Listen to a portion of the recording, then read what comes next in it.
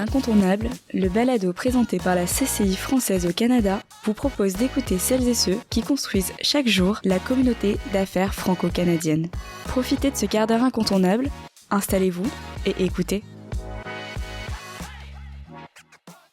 Bienvenue dans l'Incontournable, le balado de la CCI française au Canada. Mon nom est Candice Dossion et je suis ravie de recevoir aujourd'hui David Ehap, directeur du bureau de représentation de la Banque transatlantique à Montréal et vice-président de développement.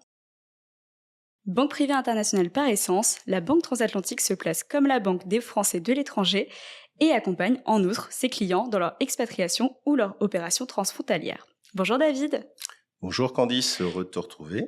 Merci d'avoir accepté notre invitation sur l'Incontournable. Nous sommes ravis de t'accueillir aujourd'hui dans ce nouvel épisode pour parler d'un sujet crucial pour tous ceux qui envisagent de s'installer au Canada, comment survivre à la saison fiscale.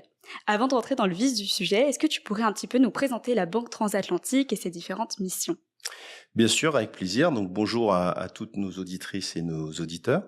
La Banque transatlantique est une banque de plein exercice en France qui a été créée en 1881. Donc qui a déjà une longue histoire, une longue expérience à l'initiative des frères Pereire. C'est une banque qui appartient au groupe Crédit Mutuel Alliance Fédérale, l'une des banques les plus capitalisées et surtout les plus importantes en France, une banque mutualiste qui, via le CIC, qu'elle détient également majoritairement, est propriétaire de la Banque transatlantique à 100%. Ce groupe est l'un des groupes, comme je l'ai dit, les plus importants en France en termes de taille, de bilan. Donc, sans rentrer et vous abreuver de trop de chiffres, c'est important quand même de connaître la solidité financière de ce groupe. C'est aujourd'hui pas loin de 500 milliards d'euros de dépôts à la clientèle pour un peu plus de 60 milliards, de fonds propres. Les fonds propres, finalement, c'est l'argent qui appartient en propre à la banque, ce qui nous place très avantageusement en termes de rating. En Europe et partout dans le monde, on est à 18,5% de ratio de solvabilité, ce qu'on appelle le CET1, Core Tier 1, qui est très largement au-dessus des obligations réglementaires et qui nous place parmi l'une des toutes premières banques en termes de rating et donc de solidité financière pour nos clients. Et c'est un élément très important. Ensuite, la Banque transatlantique, rapidement, c'est un peu moins de 500 collaborateurs répartis à travers le monde.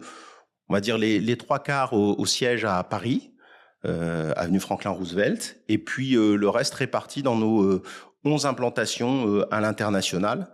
Voilà, c'est 6 cœurs de métier qu'on détaillera un petit peu plus tard. Et c'est surtout une banque qui a été classée incontournable dans la catégorie banque privée affiliée par Décideur Magazine en 2023. Et c'est, pour terminer, un peu plus de 60 milliards d'euros d'encours d'épargne conservés, gérés et sécurisés pour nos clients. Merci David pour ces précisions. Est-ce que tu pourrais un petit peu nous expliquer comment déterminer son statut de résident fiscal canadien et à partir de quelle date ? Oui. Donc effectivement, c'est une question cruciale lorsqu'on est en mobilité internationale. Tout d'abord, peut-être vous préciser que la Banque transatlantique a une longue expérience de ce qu'on appelle les expatriés. Moi, je préfère parler des gens en mobilité internationale, principalement des Français ou des francophones ou francophiles. C'est à peu près 1 client sur 3 de la banque qui vivent en dehors de France et qui continuent à nous faire confiance pour gérer leur patrimoine et puis les accompagner sur la durée dans leur cursus professionnel, car la majorité d'entre eux, bien sûr, se déplacent pour des raisons professionnelles. Donc, il est très important de connaître effectivement ces règles, puisque lorsque vous appartenez à un pays en termes de résidence fiscale, ça a des impacts majeurs en termes justement de taux d'imposition et de déclaration de vos principaux revenus. Donc, entre la France et le Canada, on a la chance de disposer de ce qu'on appelle une convention fiscale, modèle OCDE, c'est-à-dire basé sur un modèle qui est repris par la quasi-totalité des pays occidentaux. Cette convention fiscale précise au départ 2 choses très importantes à retenir. Elle est là pour éviter, on va dire, l'exil fiscal et on va dire la lutte contre la criminalité ou le blanchiment d'argent, mais aussi pour éviter la double imposition. Et c'est très important parce que dans le cas d'espèce qui nous intéresse, les gens étant en mobilité professionnels pour la plupart, on peut les rassurer, entre la France et le Canada, des mécanismes existent pour ne pas payer 2 fois l'impôt. Ceci étant dit, il faut savoir à quelle date ou comment on devient résident fiscal canadien. À ce titre, vous avez 2 droits internes qui se chevauchent, le droit interne français et canadien. Je vais reprendre rapidement les critères d'éligibilité. Au niveau français, il y a 3 critères dits alternatifs qui sont assez simples à comprendre. Le foyer ou à défaut le séjour principal, l'activité professionnelle principale et le centre des intérêts économiques. Au niveau canadien, c'est ce qu'on appelle des liens de résidence avec le Canada. Et là, il y a 4 critères. Le domicile au Canada, le fait qu'il y ait un conjoint de fait ou un époux au Canada, des personnes à charge au Canada et d'autres liens secondaires tels que des biens personnels, des liens sociaux, des comptes bancaires, etc.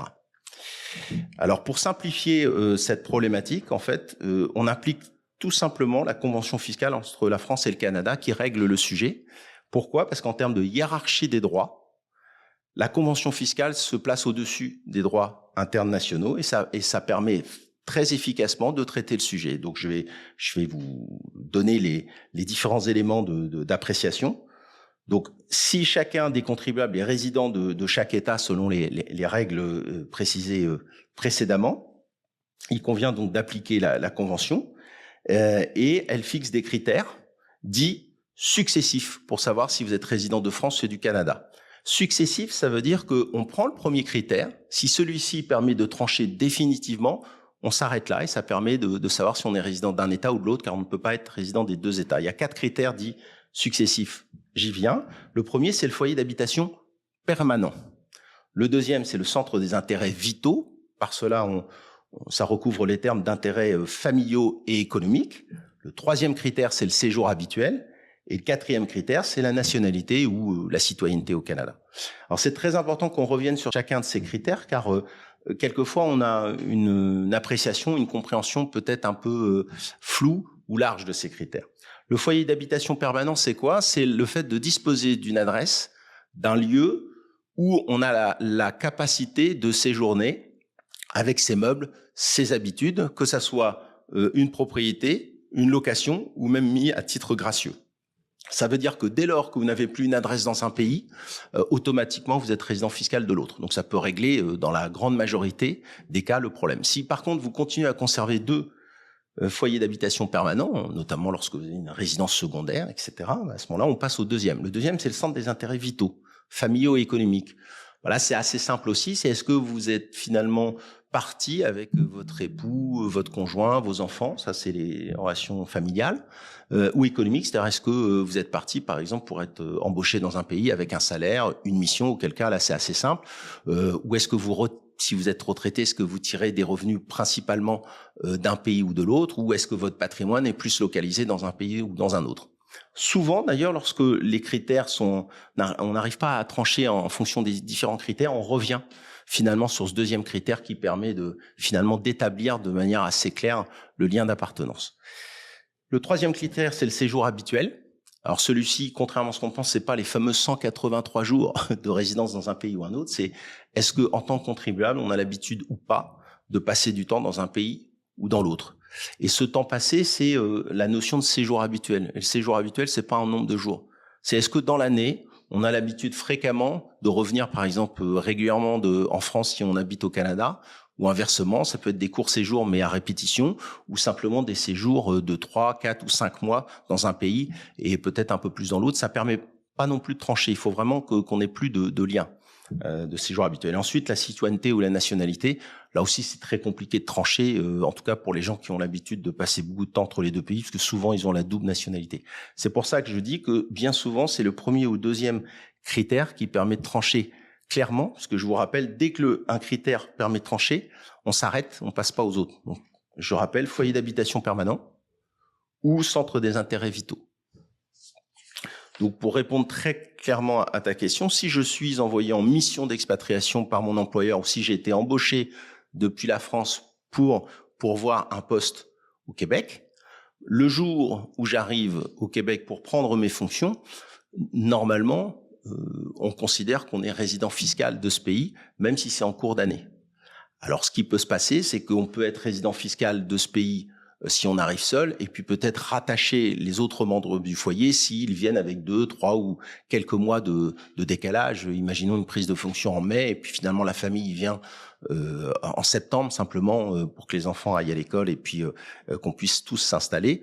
À ce moment-là, effectivement, un des membres de la famille sera peut-être rattaché fiscalement à partir de mai et puis les autres septembre. Mais globalement, c'est assez quand même facile de trancher. Ça l'est un petit peu moins dans le cadre de retraités qui vivent sur les deux pays à la fois. Mais là aussi, comme je l'ai dit, s'il y a deux adresses, le critère le plus simple pour trancher, c'est le centre des intérêts vitaux économiques et on arrive toujours à trouver finalement la bonne solution en fonction des contraintes et en fonction des opportunités aussi, en fonction des revenus encaissés et du patrimoine. Parfait. Et quels sont les bons gestes à poser avant de partir de France ? Alors c'est très important cette question parce que bien souvent, je l'ai dit, la majorité des gens viennent en mobilité internationale. C'est-à-dire que c'est un projet de vie, d'abord à l'initiative d'un projet professionnel, d'une entreprise qui nous embauche, et puis quelquefois c'est un projet familial. Souvent, c'est doublé d'un projet familial, mais tout ce qui est patrimoine, fiscalité, contrairement à ce qu'on pourrait penser, vient finalement en dernier. J'oserais dire que c'est la dernière roue du carrosse. Et en tout cas, c'est mon expérience depuis une douzaine d'années maintenant au Québec, à conseiller les familles françaises. Je m'aperçois que ce domaine est insuffisamment pris en compte. Et c'est très important qu'on regarde ensemble quels sont les gestes à poser, parce que lorsqu'ils ne sont pas posés correctement, ça peut entraîner finalement des impositions supplémentaires qui n'auraient pas eu lieu d'être si on avait fait le nécessaire. Donc, afin de pouvoir bien préparer son départ, moi, je pense que d'abord, il y a des démarches bancaires à entreprendre. Prévenir finalement les autorités et les services avec lesquels on fait affaire qu'on va devenir de résidents fiscaux français non résidents fiscaux de France. Donc, informer vos banques, vos sociétés de gestion, vos compagnies d'assurance du changement de domicile fiscal, c'est assez simple. Et il faut simplement les prévenir et leur donner l'adresse fiscale au Canada et ce qu'on appelle le NIF, le numéro d'identification fiscale. Au Canada, le NIF, en fait, c'est le NAS. C'est le numéro d'assurance sociale sur 9 positions qu'on vous donne très rapidement à votre arrivée au Canada. Dès lors que vous avez un visa, vous allez au Service Canada, on va vous le donner. C'est ce numéro qu'il faudra fournir à vos interlocuteurs pour justifier de votre résidence fiscale canadienne. Il faut revoir et adapter également vos contrats d'assurance habitation, santé, etc., puisque le risque ayant évolué, la couverture doit l'être également. Et puis enfin, et c'est ça peut-être le plus important, c'est clôturer certains comptes, tels que des livrets d'épargne populaire ou autres des comptes que vous n'avez pas le droit de continuer à conserver en qualité de non-résident fiscal de France. Donc LEP, LDD, et autres produits d'épargne réglementés. Vous avez quand même le droit de conserver certains comptes spécifiques en France qui continuent à porter leurs avantages fiscaux français, mais qu'il faudra quand même déclarer au Canada, donc qui n'auront plus forcément le même avantage fiscal au Canada. J'entends par là le livret A notamment, mais ça peut être le cas d'autres produits tels que le PEL, les PEA, etc. Donc pas d'obligation de les clôturer, mais l'obligation de déclarer les revenus générés sur ce type de produit au fisc canadien. Donc c'est quelquefois peut-être plus avantageux ou plus simple de les clôturer. On reviendra sur ce sujet un peu plus tard. Et puis je voudrais attirer l'attention de nos auditeurs sur 2 points de vigilance qui reviennent constamment et que j'ai dû traiter durant ces dernières années. C'est l'assurance vie d'une part, enfin le PEA et les comptes titres. Alors pourquoi l'assurance vie ? Parce qu'en fait, au Canada, et je vais reprendre un petit peu le contexte, quand vous devenez résident fiscal du Canada, il faut comprendre que vous devez déclarer sur une base mondiale votre patrimoine, mais aussi vos revenus, quel que soit le type d'investissement et quelle que soit la fiscalité retenue dans le pays où vous avez placé vos fonds. Donc même si en France, la fiscalité est attractive sur un PEA, sur un livret A, ou même sur tout autre produit, notamment l'assurance vie, au Canada, vous devez les déclarer selon les normes canadiennes. Et le Canada ne reconnaît pas les contrats d'assurance vie français. Pour le Canada, c'est soit une police d'assurance vie, mais non exonérée au Canada, soit c'est éventuellement ce qu'on appelle un compte non enregistré. Sans rentrer dans le détail, parce que ça devient technique, on le fait bien évidemment avec nos clients à discrétion, mais sans rentrer dans le détail, ça veut dire que tous les revenus accumulés à l'intérieur de ces produits, que ça soit de l'actif général, du taux garanti, des unités de compte, sont à déclarer au Canada tous les ans.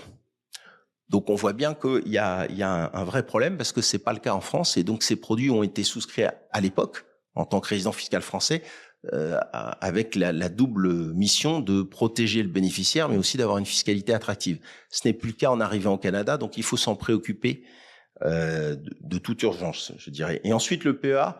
Pourquoi ? Parce que c'est la même logique. Il y a une enveloppe fiscale qui permet aux contribuables français de pas être imposés du tout sur les revenus générés par les actions ou les supports d'investissement sur ce type de produit, avec une fiscalité douce, voire très avantageuse à la sortie. C'est plus le cas au Canada. L'intégralité des revenus qui vont être générés, des plus-values, vont être à déclarer au Canada. Donc, pas trop d'intérêt à garder ce type de produit ou en tout cas le structurer différemment. Et enfin, le compte titre. Donc finalement, les comptes d'investissement sur lesquels on détient ce qu'on appelle des titres vifs, actions, obligations ou des fonds mutuels, des SICAV, là aussi un gros souci car la majorité des personnes avec lesquelles on fait affaire, des familles, ont ces comptes titres, mais ce qu'on appelle gérés, conseillés, c'est-à-dire avec un conseil du banquier. Au Canada, pour conseiller un résident fiscal canadien, quel que soit le lieu de détention de ce compte titre, il faut avoir une licence au Canada pour ce faire. Et cette licence, à ma connaissance, aucune banque française ne la détient. Sauf le groupe Banque Transatlantique qui détient une licence, mais pas complète, mais qui permet quand même de faire du conseil financier aux résidents fiscaux canadiens sous réserve que ceux-ci soient ce qu'on appelle qualified investors ou clients autorisés. Sans rentrer dans le détail, un client autorisé et doit finalement justifier d'un minimum de patrimoine financier pour pouvoir atteindre ce seuil. Et ensuite, on peut effectivement faire du conseil et gérer pour le propre compte de ses clients. Et enfin, la dernière chose à regarder de près, pour moi, c'est ce qu'on appelle le régime matrimonial et la mobilité, puisque toutes les actions que vous avez posées en France n'ont pas forcément leurs effets au Canada et au Québec. Et donc, je voudrais attirer donc l'attention des jeunes époux, notamment, sur le fait que ils peuvent être confrontés à ce qu'on appelle une mutabilité automatique de leur régime matrimonial au bout de 10 ans de résidence dans un autre État. Mais ça peut être également d'autres problématiques de protection du conjoint dans un cas malheureusement de décès, mais ça peut être aussi un cas d'incapacité. Voilà, il faut protéger le conjoint et les enfants. Et les règles qui s'appliquent au Canada sont pas du tout les mêmes que les règles en France. Donc là aussi, c'est un deuxième conseil d'importance, c'est très très vite faire un diagnostic sur ce sujet. Nous, on le fait de manière systématique avec nos clients, nos familles, et puis mettre en place ce qu'on appelle un mandat d'inaptitude et puis un testament croisé afin de protéger l'ensemble de la famille. Et puis enfin, et j'en terminerai par là, le patrimoine immobilier. Quand on a la chance d'avoir un patrimoine immobilier et éventuellement de le conserver en France, notamment lorsqu'on devient résident fiscal du Canada, il va falloir donc le déclarer et en France et au Canada, si jamais ce bien est un bien à usage locatif ou s'il le devient. Et puis également déclarer au Canada non seulement les revenus générés par cette location, mais également la valeur de ce bien immobilier. Au Canada, vous avez un formulaire qui s'appelle le T1135 qui exige de finalement donner la valeur de votre patrimoine détenu en dehors du Canada dès lors que celui-ci dépasse la contre-valeur de 100 000 $ canadiens. Donc ça va quand même relativement vite, notamment au niveau de l'immobilier. Donc bien avoir ça en tête. Et enfin, quelques exonérations. Pas de déclaration au Canada si le bien est à usage de résidence secondaire, puisque là on considère qu'il n'y a pas de revenus liés au bien.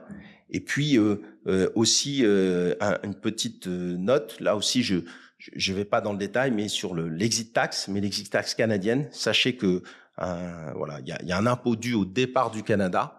Voilà, et sur cet impôt, il y a quelques exceptions, notamment sur les biens détenus hors du Canada, sur un séjour au Canada depuis moins de 5 ans. Je vous renvoie finalement aux petites notes techniques que j'ai rédigées sur le site de la Banque Transatlantique. Si vous allez sur les actualités, voilà, ça fait partie des sujets sur lesquels j'ai pu voilà, donner quelques conseils sur le site de la banque. Et puis également sur notre premier épisode qui était sur l'exit tax. Merci David pour ces conseils. Quel est le traitement fiscal des revenus issus de France ?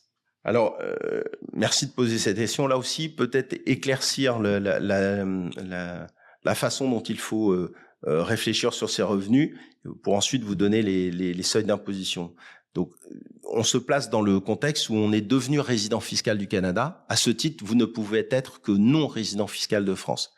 Donc, vos revenus mobiliers, donc tout ce qui est revenus financiers, seront imposés en France en tant que non résident fiscal de France. Les enveloppes fiscales françaises vont continuer à porter leurs fruits. Par contre, tous les autres revenus vont être soit non imposés, c'est le cas des intérêts, des coupons obligataires, des plus-values. Une seule exception, c'est les dividendes, donc dividendes d'actions ou de fonds d'investissement qui versent des dividendes. À ce moment-là, en qualité de résident fiscal du Canada, si vous percevez ces fonds en France, la banque ou la société de gestion qui vous gère ces fonds va retenir ce qu'on appelle un prélèvement libératoire. En France, normalement, vous le connaissez sous le nom de la flat tax, donc 30%, sauf que en tant que non-résident fiscal de France, vous êtes exonéré de la CSG-CRDS. CSG-CRDS étant de 17,2%, il ne vous reste plus qu'à payer sur cette flat tax 12,8% qui correspond à la part d'impôt sur le revenu. Donc, autrement dit, sur les dividendes, et uniquement sur les dividendes, il y aura une retenue faite par la banque pour le compte du fisc français de 12,8%. C'est ce que notamment la Banque transatlantique applique, sous réserve que vous ayez bien justifié de votre résidence fiscale canadienne, et non pas le droit conventionnel, puisqu'il positionne le prélèvement libératoire à 15%. Comme le droit commun est à 12,8%, nous appliquons le droit commun qui est plus favorable pour nos clients. Ensuite, il y a également, si vous voulez, l'imposition liée aux revenus immobiliers, cette fois-ci. Et donc là, pour les revenus immobiliers, on a les plus-values et les revenus mobiliers. Pour les revenus mobiliers, on est en fait sur un prélèvement, là également, qui peut être libératoire ou pas de l'impôt. Et il est fonction en fait de la fraction de revenus net imposable. Vous savez, vous déclarez les revenus, les charges, ça vous fait le net imposable. Éventuellement, vous avez la chance d'avoir des parts supplémentaires. Donc, sur la fraction nette du revenu imposable, vous êtes imposé à 20% si les revenus sont inférieurs à 27 478 € et à 30% au-delà de ce seuil.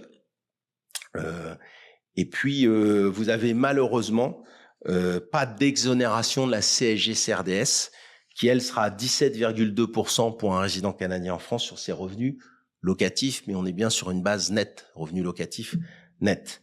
Un petit point d'attention ou de vigilance sur les loueurs meublés, qu'ils soient non professionnels ou professionnels, permettent en général d'avoir un abattement plus intéressant que les revenus de location nue. Là également, je rentre pas dans le détail, mais sachez que le mode d'imposition est un peu différent. Et ensuite, il y a la plus-value immobilière, donc là, au moment de la vente, où en France, en tant que non-résident fiscal de France, vous serez imposé à 19% sur la plus-value et 17,2% de ce qu'on appelle de prélèvements sociaux, CSG-CRDS. On a l'avantage en France d'avoir un schéma qui nous permet d'avoir des abattements par durée de détention. Rapidement, au-delà de 22 ans, il n'y a pas d'impôt sur le revenu, y compris pour les non-résidents, sur les plus-values immobilières. Et au-delà de 30 ans de détention, il n'y a pas non plus de prélèvements sociaux, CSG-CRDS. Donc après 30 ans de détention, quel que soit le montant de la plus-value, voilà, l'impôt retenu en France sera de 0. Alors là aussi, j'attire votre attention. Je vous donne les dernières informations fiscales. Au vu voilà de la dissolution et puis sans doute des nouveautés fiscales qui ne manqueront pas de venir cet été, très certainement la nouvelle loi de finances qui sera votée sans doute en fin d'année changera peut-être la donne, mais bien évidemment on vous tiendra au courant. En tout cas, on le fera auprès de nos clients. Et puis une dernière chose à avoir en tête, sans rentrer dans le détail, vous avez l'obligation en tant que résident canadien de redéclarer ces mêmes revenus au Canada, qu'ils soient mobiliers, donc les revenus financiers, ou immobiliers. Le schéma de fonctionnement retenu par la Convention est très simple. Je vous avais parlé de la non-double imposition. On déclarera ces revenus, entre guillemets, à la manière canadienne, c'est-à-dire l'ensemble des revenus générés, et puis on sera imposé au taux marginal d'imposition canadien. Simplement, on aura le droit d'impacter sur cet impôt canadien ce que nous a déjà retenu la France. C'est ce qu'on appelle le crédit d'impôt étranger. C'est un mécanisme qui permet de ne pas payer 2 fois l'impôt, mais l'impôt canadien, simplement la partie supplémentaire éventuelle de l'impôt canadien. Si l'impôt canadien est inférieur, il n'y aura rien à devoir au Canada. Et comment fonctionne l'imposition au Canada et au Québec ? Alors, là aussi, question très intéressante. Vous savez qu'en France, on a bien sûr des seuils d'imposition qui vont crescendo, mais qui s'arrêtent en tout cas aujourd'hui à 45%. Et puis surtout, nous avons ce qu'on appelle un mécanisme de foyer fiscal qui permet finalement de diviser les revenus globaux du foyer fiscal par le nombre de parts et donc mécaniquement d'abaisser le taux d'imposition puisque le nombre de parts permet de manière assez drastique de limiter cet impôt. Au Canada, malheureusement, ce système de quotient familial n'existe pas. Au Canada, chaque contribuable va déclarer indépendamment. Prenons un couple, on va déclarer les revenus de l'un des conjoints, et puis le deuxième conjoint va déclarer ces mêmes revenus mais à part. On n'a pas la possibilité d'assembler ou de créer un foyer fiscal. Donc là, la notion de fractionnement de revenus est très important au Canada. L'objectif étant si possible, d'essayer de fractionner le revenu le mieux possible entre les deux conjoints et éventuellement même les enfants, afin d'abaisser la pression fiscale. Et puis la deuxième notion au Canada qui est très importante, c'est le fractionnement et le différé de revenus. C'est-à-dire faire en sorte de payer l'impôt, mais de manière différée. C'est le schéma retenu principalement par le fisc canadien sur un certain nombre d'enveloppes fiscales. On va y revenir pour la retraite. C'est-à-dire que vous faites une économie au moment où vous souscrivez ces produits et vous devrez les déclarer au moment où vous toucherez ces produits à la retraite. Sachant que déjà, on ne paye pas tout de suite l'impôt et le jour où on paye l'impôt, on paiera l'impôt normalement dans un contexte où on aura moins de revenus. C'est ce qu'on appelle le différé de revenus. Voilà. Et donc les Canadiens le font beaucoup déjà en tant que salariés, mais le font encore plus lorsqu'ils sont chefs d'entreprise, etc. Puisqu'il y a la possibilité là aussi de différer les revenus en versant les dividendes simplement lorsqu'on est à la retraite ou à un moment plus favorable au niveau de la fiscalité du dirigeant d'entreprise. Et puis peut-être une dernière chose sur les droits de succession. Aussi bizarre que ça puisse paraître, il n'y a pas de droit de succession au Québec ou au Canada. La notion en fait canadienne, c'est que une fois que vous avez payé une première fois l'impôt, finalement c'est du capital et le capital n'est jamais imposé une deuxième fois. Donc au Canada, on impose ce qu'on appelle les revenus et on les impose toujours au taux moyen d'imposition marginal. Donc il n'y a pas de flat tax, de choses comme ça. C'est tous les revenus sont consolidés et on paye au taux marginal d'imposition. Et puis on paye ce qu'on appelle sur les plus-values ou les gains en capitaux. C'est-à-dire au moment où on se dessaisit du bien, soit parce qu'on le vend, c'est une mutation, soit parce qu'on le donne, c'est un leg, soit parce qu'on décède, il y a un décès. La veille du décès ou du départ du Canada, par exemple, on valorise la totalité des biens et on va regarder s'il y a un gain en capital. Et c'est simplement ce gain en capital qui sera imposé. Donc le capital lui-même, pas de droit de succession, pas de droit d'imposition au Canada. Merci David. Et quelles sont les enveloppes fiscales à la disposition des Français en mobilité internationale au Québec ? Alors au Québec, ce sont les mêmes qu'au Canada. On parle de régime enregistré. Un régime enregistré, c'est finalement, comme tu le dis, une enveloppe fiscale mise à disposition du contribuable qui permet, d'être à l'abri de l'impôt sur les revenus générés par ces placements. 2, d'avoir soit un incitatif fiscal au moment de la souscription de ce produit, soit même une réduction d'impôt. Je vais y revenir. Et 3, de différer donc l'impôt au moment où on va retirer ces revenus de l'enveloppe fiscale considérée.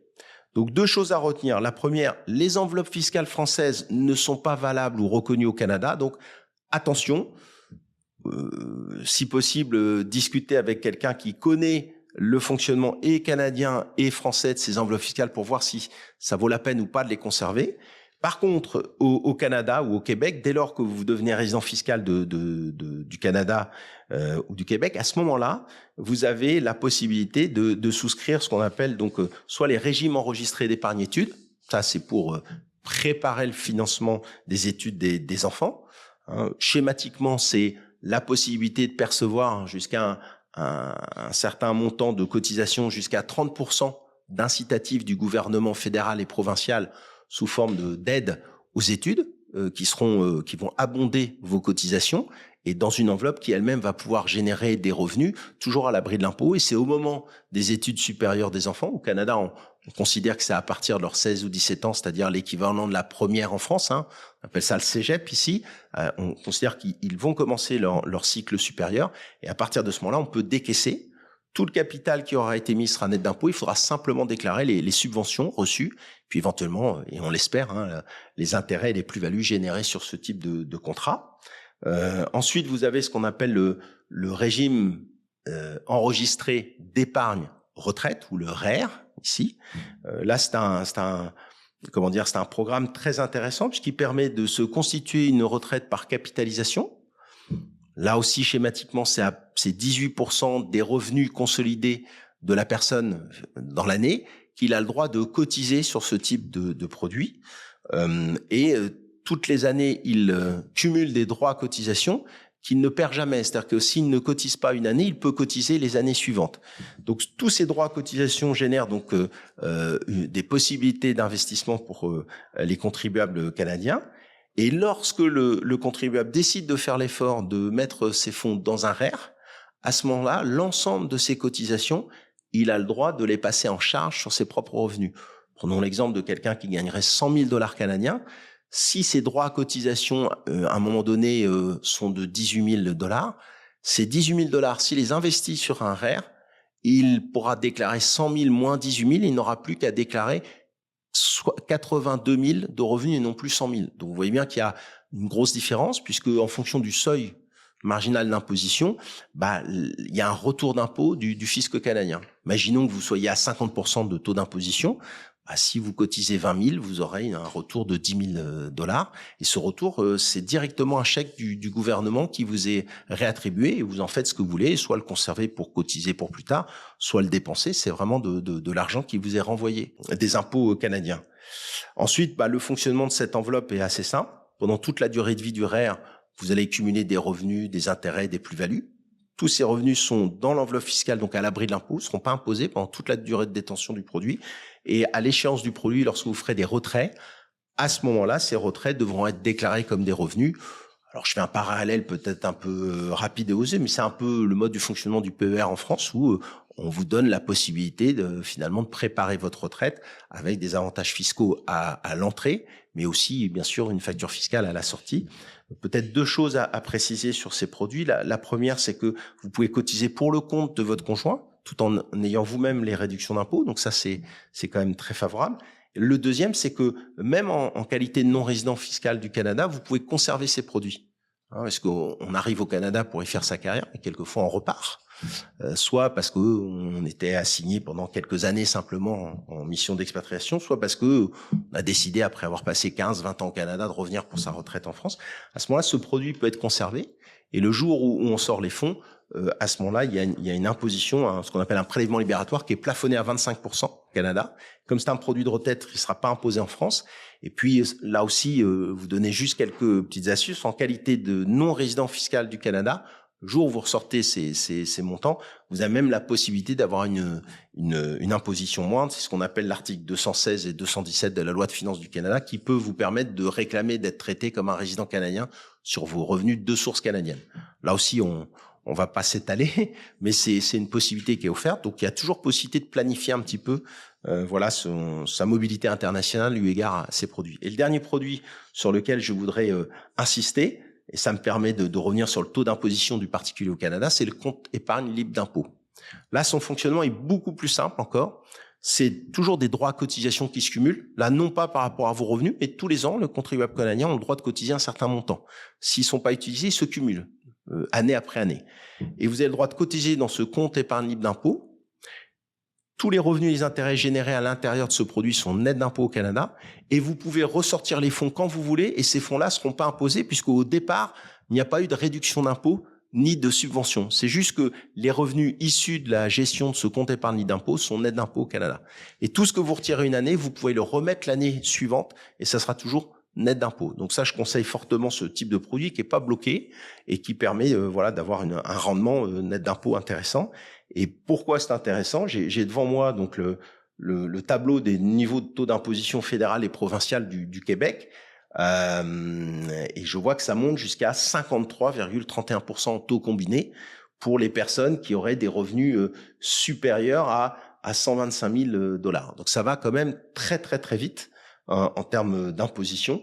Voilà, on commence à 15% fédéral au-dessus de 15 000 $, plus le provincial qui est à 14% au-dessus de 18 000 $. Vous voyez qu'on est rapidement à 29% de taux d'imposition marginale pour monter jusqu'à 53%, 53,31% combiné. Vous avez 2 étages, c'est toujours le cas au Canada. Vous avez un impôt qui est fédéral et un impôt qui est provincial. Et donc, il faut toujours regarder ces 2 impôts combinés pour savoir en termes d'impôt sur le revenu jusqu'à quelle hauteur on monte. Voilà, avec quand même la bonne nouvelle au Canada, c'est que vous n'aurez pas de CSG-CRDS. Voilà, donc, mais quand même à comparer aux 45% de taux marginal d'imposition français et surtout l'absence de foyer fiscal au Canada. Peut-être sur le calendrier fiscal, deux dates importantes. Au Canada, c'est pour les particuliers le 30 avril de l'année N+1 pour la limite de déclaration, avec un mécanisme qui fonctionne très bien sous forme, on va dire, de logiciel qui vous permet de faire vos déclarations et surtout un retour d'impôt, c'est-à-dire le traitement de votre déclaration et tout de suite le retour d'impôt, c'est-à-dire ce que vous doit le fisc canadien, parce qu'il a fait une provision sur votre bulletin de salaire et sur votre revenu, qui est très rapide. En général, entre 2 semaines et 1 mois, vous avez le retour d'impôt et le traitement réalisé sur votre fiche d'imposition. Donc ça, c'est très rapide. Ça ouvre en général vers mi-février ou le 19 février pour la déclaration en ligne. Et puis, ça s'arrête, je crois, le 15 juin si vous êtes travailleur autonome. Donc, pour les salariés, c'est plus simple. Mais si vous êtes travailleur autonome, dirigeant de société, vous avez un délai un petit peu plus important pour produire vos déclarations d'impôts au Canada. Merci David pour ces précisions. Et puis, pour conclure, quelles sont les stratégies pour minimiser la facture fiscale au Québec ? Comme je l'ai dit, les 2 notions fondamentales sont le fractionnement de revenus et le différé de revenus.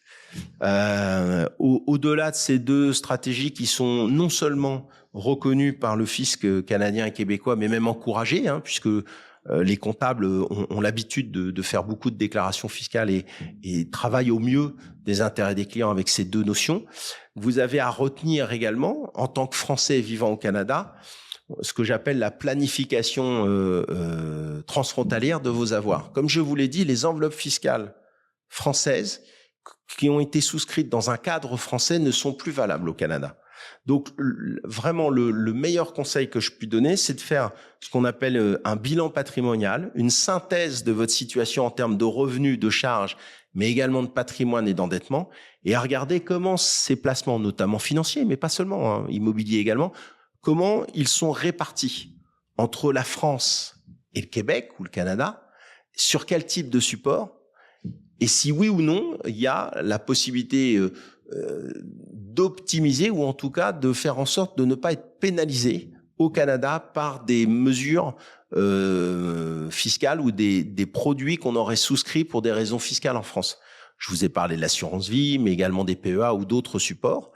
Il faut vraiment regarder ça de près avec un spécialiste pour que finalement vos objectifs, vos horizons de placement et la façon dont vous voyez l'évolution de votre patrimoine soient en concordance avec les nouvelles lois fiscales de votre pays.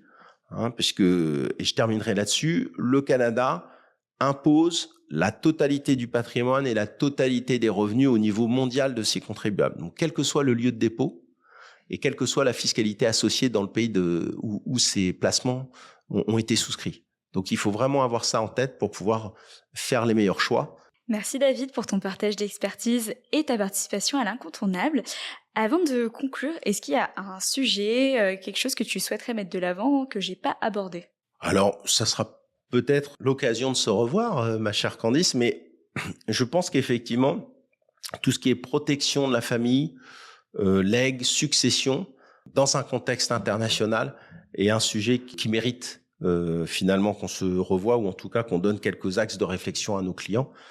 C'est la vocation de la Banque Transatlantique, c'est vraiment de suivre ses clients, ses familles à travers le monde lorsqu'elles sont en mobilité internationale. Et lorsqu'on passe d'un pays à l'autre, on est bien souvent dans ce qu'on appelle un contexte international. C'est-à-dire que ce soit les lois civiles ou juridiques ou la fiscalité fait intervenir plus d'un pays. En l'occurrence 2, quelquefois plus même. Et c'est ce contexte particulier qu'il faut maîtriser et pour lequel il faut avoir les conseils avisés pour pas se retrouver dans une situation complètement à l'opposé de celle qu'on pensait avoir mis en place en partant de France. Merci beaucoup David. Et pour les gens qui nous écoutent, j'espère que ce tour d'horizon vous aura éclairé. N'hésitez pas à contacter la Banque Transatlantique pour vous accompagner dans votre projet d'expatriation. À bientôt sur l'Incontournable. À très bientôt, Candice. Restez à l'écoute. Retrouvez-nous dans le prochain épisode de l'Incontournable. Et pour ne rien rater, abonnez-vous et suivez la CCI française au Canada sur les réseaux sociaux.